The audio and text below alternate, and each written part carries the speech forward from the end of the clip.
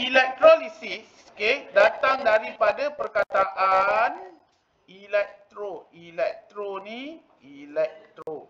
Elektro datang daripada perkataan elektrik. Lisis ni maksud pecah. Okey, apa definisi penuh dia? Proses memisahkan elektrolit. Elektrolit ni apa ni? Sebatian ion lah.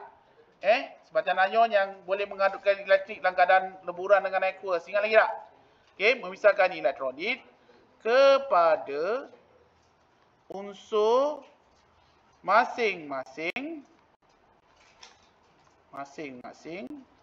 dengan menggunakan tenaga elektrik. Boleh? Okey, elektrolisis adalah proses memisahkan elektrolit. Elektrolit ni adalah kita kata apa? Sebatian ion lah. Tapi sebatian ion tu kalau awak tak tulis elektrolit, salah tak? Salah. Sebab sebatian ion dalam keadaan berpejal, boleh tak kita lakukan proses elektrolisis? Tak boleh. Hanya elektrolit saja. Apa maksud elektrolit? Sebatian ion yang boleh mengalihkan arus elektrik dalam keadaan leburan dan aqueous. Kenapa? Ada ion-ion yang bebas bergerak. Itu yang kita nak. Lepas tu saya guna perkataan elektrolit. Okey. Jadi kelas, apa yang berlaku ni? Okey, dia macam ni tau. Kita mulakan dulu dengan topik yang kamu belajar masa tingkatan 4, topik 4. Iaitu bila kita ada natrium. Kita bakar dalam klorin gas. Apakah tindak balas yang berlaku? Pembentukan sebatian ion. Ingat yang saya cerita awal-awal dulu? Berapa poin? 3. Dah lupa lah poin-poin dia. Yang susunan elektron. Ingat lagi tak? Ingat lagi kan? Okey. Jadi apa yang berlaku? Natrium ni akan bebaskan elektron. Jadi ion natrium, betul? Manakala, elektron yang telah dibebaskan tu akan diterima oleh klorin untuk jadi klorida. Betul tak? Okey, kalau you tengok kat sini, saya nak tanya, adakah ini redox? Kelas, adakah ini redox? Apa benda kau?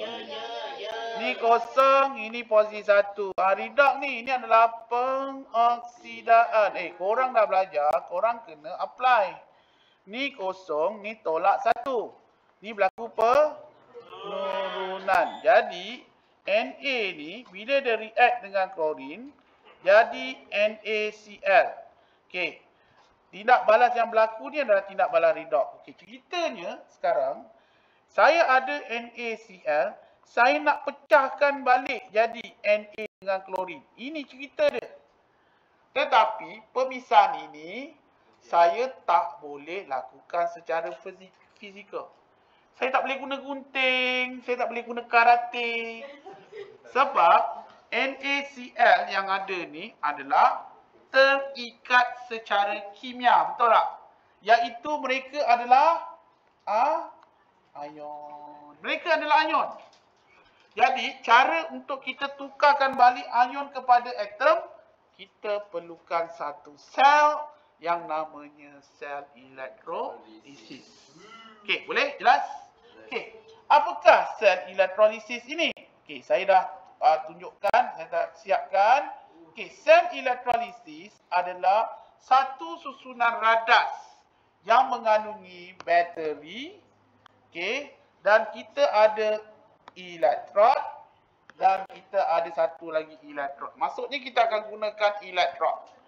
Okey, elektrod tu apa? Rod atau plate yang membenarkan arus elektrik melaluinya. So, boleh tak saya guna rod tu kayu?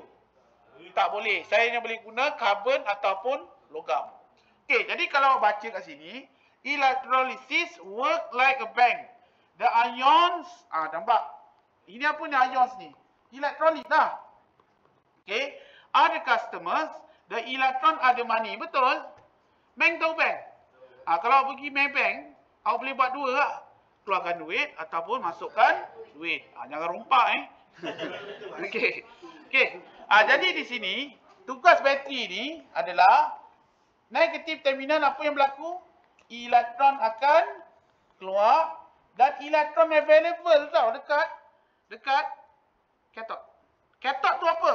Katot adalah negatif elektron. Kenapa negatif ni? Because it is connected to negative terminal of the battery. Bahasa Melayunya, dia adalah elektron negatif kerana bersambung kepada terminal negatif. Terminal dekat bateri bukan ni. Ini bukan terminal ni. Ini adalah elektron. Tapi dia negatif. Okey, boleh tak kita hafal dia kanan ke kiri ke? Jangan. Kita tengok pada mana dia disambungkan. Kalau disambungkan kepada terminal positif, maka dia jadi anod. Kalau disambungkan kepada terminal negatif, maka elektron tu jadi katot. Okey, jelas? Okey, dekat katot, elektron available. Dekat anod, elektron available tak? Tak. Elektron akan masuk dalam bateri. Jadi betul tak bateri ini macam bank? Betul, dia macam bank elektron lah. Tempat simpan dengan tempat keluarkan. Okey. Jadi kenapa kita perlukan free moving ion? Sebab ion-ion ini perlu bergerak. Perlu bergerak, katot pun pergi dekat anion, dekat anode. Betul ke salah? Hello bro, what are you doing? I want to receive. Hello, wrong place. Why?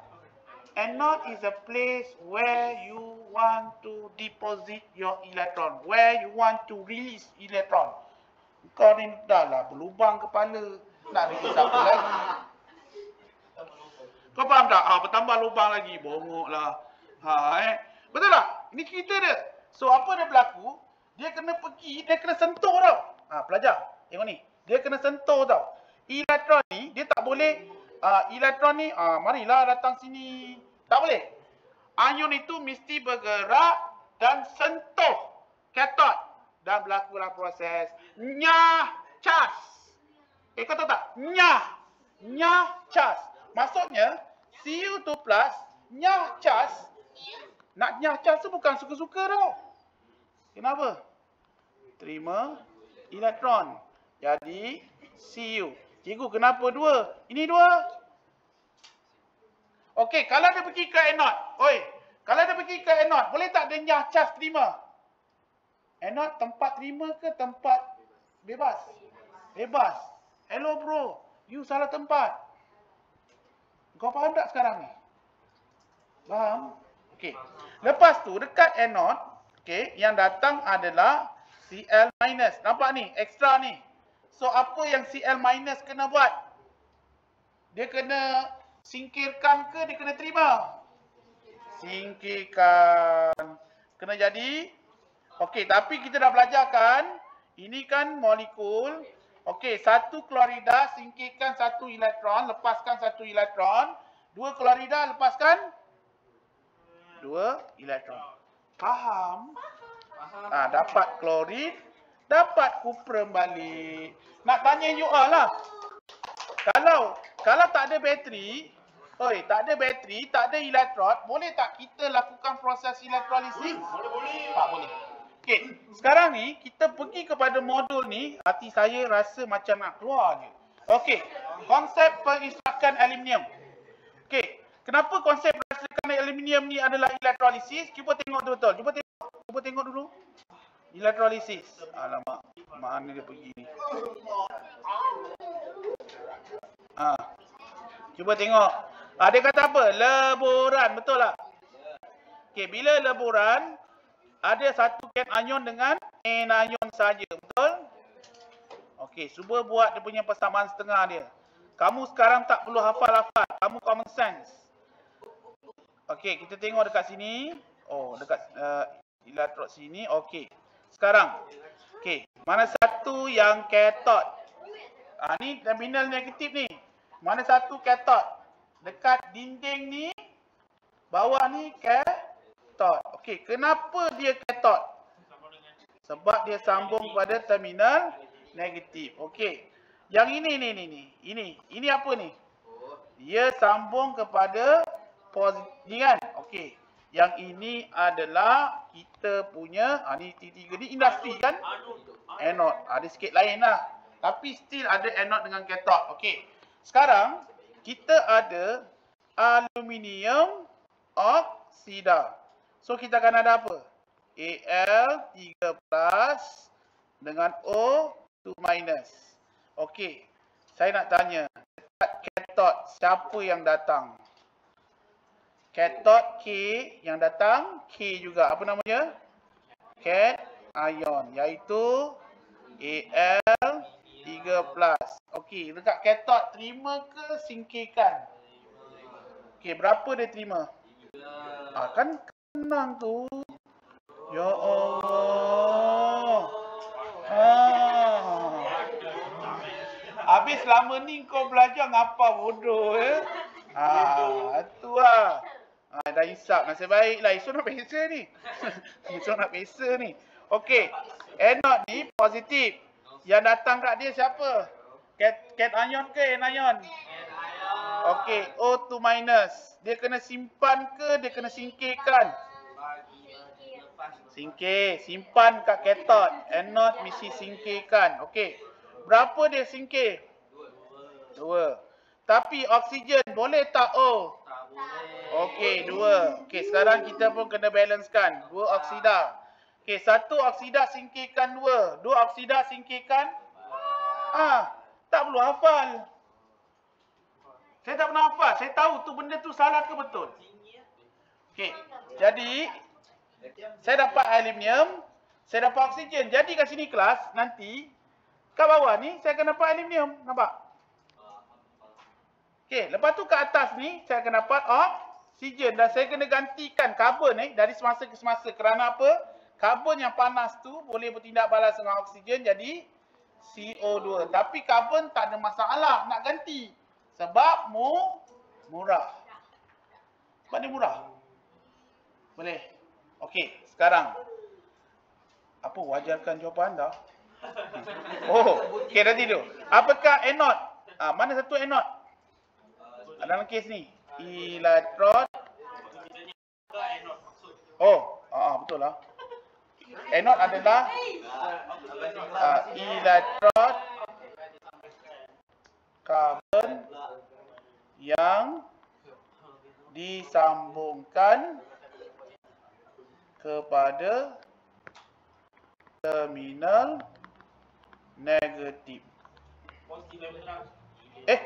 Allahu akbar, negatif kau. Positif. Okey, apakah cathode? Okey, tadi patutnya tambah lagi kat sini positif electrode karbon. Betul tak? Okey, yang ini cathode apa? Negatif electrode yang bersambung kepada terminal positif. Negatif. Apa ni terminal negatif? Sel kering sel kering ataupun terminal negatif. Sel kering boleh ataupun sumber tenaga direct current boleh. Okey. Adakah proses ini sesuai dijalankan di industri? Sesuai tak? Okey, kenapa aluminium ni? Okey, sekarang ada satu proses tau. Untuk pengetahuan awak, ferrum ni kita tak perlu buat elektrolisis. Kita boleh react dengan karbon. Okey, katalah saya ada ferrum 2, 3 oksida, saya react dengan karbon. Tahu karbon? Arang. Karbon tu arang. Kita akan dapat ferrum dengan gas karbon dioksida. Tetapi aluminium saya tak boleh buat ni. Kenapa Cuba tahu. Kalau boleh ni memang saya nak pilih. Pasal apa? Karbon kan murah. Tinggi cost. Tapi tak boleh buat. No changes. Yes. Tu. Ni sekarang. Kenapa? Ya, kerana karbon kurang reaktif daripada aluminium. Karbon tidak boleh menurunkan aluminium tu. So nak tak nak kena guna elektrolisis. Mahal pun mahal lah. Kau ingat senang ke? Kita buat dekat crucible ke tak? Kita buat dekat industri. berbanyak cara nak pakai, berbanyak tenaga haba nak pakai, nak cairkan tu. Dalam tu berbahaya. Tapi nak macam mana aluminium oksida boleh tak diturunkan oleh karbon? Tak. So kena leburkan lah. Tapi kita ada secret weapon. Ini dia. Nampak ni? Cryolite. Okey, apa function cryolite? Tak. Ni kalau keluar mampus kau semua ni. Okey, cryolite adalah untuk menurunkan takat lebur aluminium oksida. Okey, function dia adalah untuk menurunkan takat lebur aluminium oksida. Okey, jadi gini. Okey, biasanya takat lebur dia dalam 1300 darjah Celsius. Tinggi tak? Tinggi tau. Masukkan cryolite je, dia jadi 800 degree Celsius. Okey, apa bagusnya nak turunkan ni? Okey, kenapa nak cepat lebur?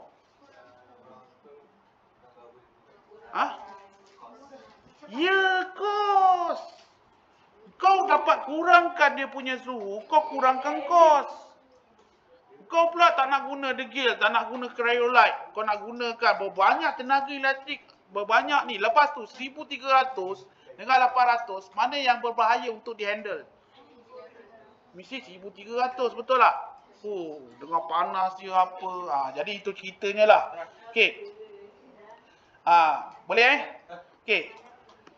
Jadi saya tak tahu ni kenapa pula wajarkan jawapan anda ni, aku tak faham. Okey. Selesai tentang aluminium oksida ni. Jelas? Sesuai lah. Kerana magnesium lebih sesuai. Sesuai kerana magnesium adalah logam yang elektropositif atau logam yang reaktif. Aluminium. Kerana aluminium adalah logam yang reaktif, tidak boleh diturunkan oleh karbon. Yang murah tu kita tak boleh gunakan. Hanya elektrolisis je kita boleh buat. Okey, selesai? Okey, sekarang kita balik kelas. Masalahnya, tadi kan kita dah ada leburan NaCl, kau faham tak? Okey, sekarang ni apa berlaku kalau saya guna aqueous. Aqueous ni apa? HCl ni saya masukkan NaCl ni, pepejal ni, saya masukkan dalam air. Bila saya masukkan dalam air, untuk pengetahuan korang, kita ada pertandingan di sini. Kita ada competition. Kenapa? Kita ada 2 cation, kita ada 2 anion. Masalahnya air ini juga mengayon. Boleh? So bila kita buat mana satu yang terpilih dan result ini based on experiment, kita build up dengan ini. Okey, tulis faktor-faktor bagi menentukan elektrolisis larutan aqueous. Salin. Siapa yang belum salin, salin. Saya akan ajar macam mana nak guna. Yang pertama, nilai inot. Ini adalah faktor utama. Memang kita pakai ni. Cuma dalam keadaan tertentu, kepekatan ion dan jenis elektron akan digunakan. Tetapi kita hanya guna untuk anode je. So cathode ada berapa faktor? Satu sahaja. Nilai inot. Dan saya nak tanya. Siapa yang datang ke cathode? Cation ke anion? Kenapa tak anion? Sebab dia singkirkan, betul? Cation kena terima. Sekarang ni, you ada 2. Kita nak ambil cation yang mana? Yang lebih positif ke yang lebih negatif? Apa pegangan kita? Semakin positif, semakin mudah menerima. Sekarang ni, kalau yang datang tu, katalah yang datang kat situ, positif 0.34 V. Yang satu lagi tu 0.00 V. Siapa yang akan diterima? Kenapa? Dia lebih positif, lebih mudah untuk terima. Faham tak? Tapi, Katalah yang datang tu ion sulfat. Dia punya nilai dia positif 1.34. Boleh tak kita ambil yang sulfat ni? Tak boleh. Kenapa? Sebab dia anion. Kenapa dengan anion? Dia terima ke dia bebaskan? Kau kena jaga kat situ. Ingat cathode yang datang cation. Anode yang datang anion. Simple je. Jelas? Okey. Cuma dalam faktor keadaan tertentu, kepekatan ion ataupun jenis elektron akan dimikir. Tapi senang. Kalau dia guna elektrokarbon, anode ni 1 atau 2. Dan nak tahu dia 2 ni, anion yang datang melibatkan Cl minus, Br minus, I minus. Iaitu namanya halida. Kalau yang datang tu sulfat, nitrat, tak payah tengok. Tetap faktor 1. Boleh? Boleh faham? Jelas? Okey. Lepas tu, kalau awak tengok, anode tu dia guna selain daripada karbon. Contohnya dia guna cuprum. Dia guna ni. Jadi contoh dekat anode ni lah. Yang datang dekat dia sulfat SO4 minus dengan OH minus. Tapi kamu tengok dia pakai cuprum. Apa berlaku? Dua-dua anion yang datang ni tak terpilih. Siapa nak lepaskan elektron ni? Mesti ada yang lepaskan elektron kan? Copper tu sendiri yang akan bebaskan elektron. Copper ni siapa? Copper ni adalah elektron. Dan elektron ini adalah elektroaktif. Boleh faham? Kata, ada apa-apa? Letak faktor nombor 1. Boleh? Faham. Jelas kan? Kenalah buat. Mari. Okey, sekarang. Kamu tengok kat sini Ini apa ni? Okey, kita tengok cuprum sulfat karbon. Okey, karbon boleh tak anode faktor nombor 3? Eject. Tak mungkin 3, betul? Tinggal faktor nombor 1 dengan faktor nombor 2. Tengok pula dekat sini ada tak halida? Okey, tak ada lah. Bila tak ada halida, boleh tak faktor nombor 2 untuk anode? Tak boleh. Okey, kita pun buat. Dekat cathode ni, okey, yang datang adalah Cu2 plus dengan H plus. Ini positif 0.34, ini 0.00V. Okey, siapa terpilih?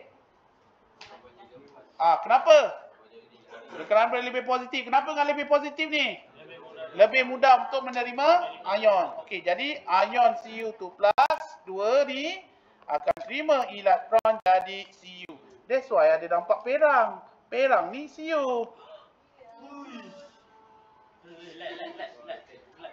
Boleh? Okey. Lepas tu dekat sini, dekat anode yang datang adalah sulfat. Okey, berikan saya apa anode untuk sulfat? Baik cikgu. Okey. Positif 2.01V. Lepas tu hidroksida. Ada sida apa? Cepat oi. Oi, dah nak SPM ni cepat. Benda kau tadi. Tak nampak dah. Hidroksida apa? Hidroksida. Okey, positif 0.40. Okey, sekarang kelas. Berdasarkan nilai inot, kita kena cari yang lebih negatif ataupun yang kurang positif. Mana yang kurang positif? Okey, jadi hidroksida akan jadi oksigen dengan jadi air dan dia akan 4 Cd2 dan dia bebaskan. That's why ada dekat sini ada bubble gas ni. Bubble gas ni adalah oksigen. Oi. Faham tak? Senang. Elektrolisis ni senang. Okey. Sekarang. Okey, jelas. Jelas. Okey. Sekarang kita tengok yang ini. Okey. Sekarang dia guna sodium chloride solution. Nampak klorida je, hati-hati. Tapi awak kena jaga tau. Tengok kepekatan dia. Kalau dia pakai 0.00001. Ini dilute. Bila dilute, tetap nilai inot. Tapi kalau dia guna 0.1, 1M, 0.01, 0.01 M pun kira pekat lagi. Maka akan pergi kepada faktor kepekatan. Okey, kau tengok kat sini. Okey, kita buat cathode. Yang datang adalah Cu2 plus dengan H plus. Ada berubah tak? Tak. Siapa yang akan terima? Cu2 plus. Okey. Oh, sorry. Nanti kejap. Sekarang ni dia bukan Cu tau. Dia adalah Na plus dengan H plus. Okey, Na plus berapa? Bang. Cepat. Negatif. Negatif. Na plus. Atas sekali. Okey, negatif 2.71 V. Okey, hidrogen 0.00 V. Okey, mana yang lebih positif? Faham kenapa hidrogen gas? Jadi, dua hidrogen akan terima elektron jadi hidrogen gas. That's why kita lihat kat sini ada bubbles. Bubbles ni adalah hidrogen gas. Ingat, cathode tetap nilai inert yang lebih positif. Okey, kalau anion yang positif boleh tak kita pilih? Tak boleh. Boleh? Mesti pilih cathode, mesti pilih cation. Okey, lepas tu dekat anode yang datang Cl- dengan air. Okey, kita nampak saja Cl-, you kena trigger. Maksudnya apa? Kepekatannya tu lebih tinggi daripada air, betul tak? Daripada hidroksida, betul? Kau nampak ni? Cl. Kau faham tak masuk kepekatan ni? Alah, lupa lah tu. Kepekatan sama dengan jisim. Jisim bahan yang larut bagi isi padu pelarut. Okey, dalam kes ni siapa bahan yang larut? Na plus dengan Cl minus. Isi padu pelarut apa? H plus dengan OH minus. Bila kepekatan tinggi, mana yang tinggi? Atas ke bawah? Atas tinggi, bawah rendah. That's why Cl banyak. Tapi cikgu, Na plus ni maksudnya banyak lah cikgu. Memang banyak. Tapi adakah dia akan ada faktor kepekatan? Tidak ada. Tetap faktor inert. Inert yang lebih positif. Faham Jelas Cara kata, cathode kalau salah aku memang bengang betul lah. Kalau anode salah, okey lagi. Memang faktor dia 3. Cathode salah tu macam bengang lah. Sebab dia nilai inert yang lebih positif, kita ambil dia. Okey, sekarang siapa terpilih?